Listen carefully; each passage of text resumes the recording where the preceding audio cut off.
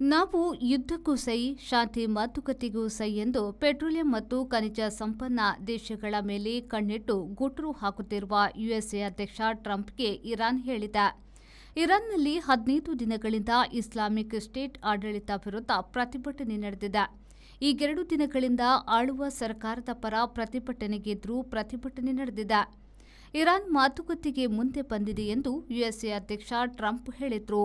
ಮಾತುಕತೆಗೆ ಮಾತ್ರವಲ್ಲ, ಯುದ್ಧಕ್ಕೂ ಇರಾನ್ ಸಿದ್ಧವಿದೆ ಎಂದು ಇರಾನ್ ವಿದೇಶಾಂಗ ಸಚಿವ ಅಬ್ಬಾಸ್ ಅರಾಕ್ಚಿ ಅದಕ್ಕೆ ಪ್ರತಿಕ್ರಿಯಿಸಿದ್ದಾರೆ.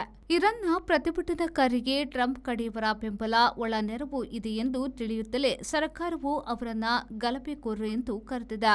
ಗಲಭೆಕೋರರಿಗೆ ಯುಎಸ್ಎ ಬೆಂಬಲ ಇದೆ ಎಂದು ಇರಾನ್ ಸರ್ಕಾರ ಹೇಳಿದೆ. ಪ್ರತಿಭಟನೆ ಅಡಗಿಸುವ ಕೆಲಸ ನಡೆದಿರುವಂತೆಯೇ ದೇಶವ್ಯಾಪಿ ಪ್ರತಿಭಟನೆಯಿಂದ ಸರ್ಕಾರದ ಮೇಲೆ ಯಾವುದೇ ಗಟ್ಟಿ ಪರಿಣಾಮ ಇಲ್ಲಿಯವರೆಗೆ ಬಿದ್ದಿಲ್ಲ. ಪ್ರತಿಭಟನಾಕಾರರಿಗೆ ಯುಎಸ್ಎ ಏಜೆಂಟರು ಶಸ್ತ್ರಾಸ್ತ್ರ ಹಂಚುವ ವಿಡಿಯೋವನ್ನು ಇರಾನ್ ಬಿಡುಗಡೆ ಮಾಡಿದೆ. ಅಲ್ಲದೆ ಅರೆಬರೆ ಒಡೆದ ಶವಪೆಟ್ಟಿಗೆಯೊಳಗಡೆ ಟ್ರಂಪ್ ಇರುವ ಮಾದರಿಯ ವ್ಯಂಗ್ಯಚಿತ್ರವನ್ನು ಕೂಡ ಖಮೇನಿ ಸರ್ಕಾರ ಬಿಡುಗಡೆ ಮಾಡಿದೆ.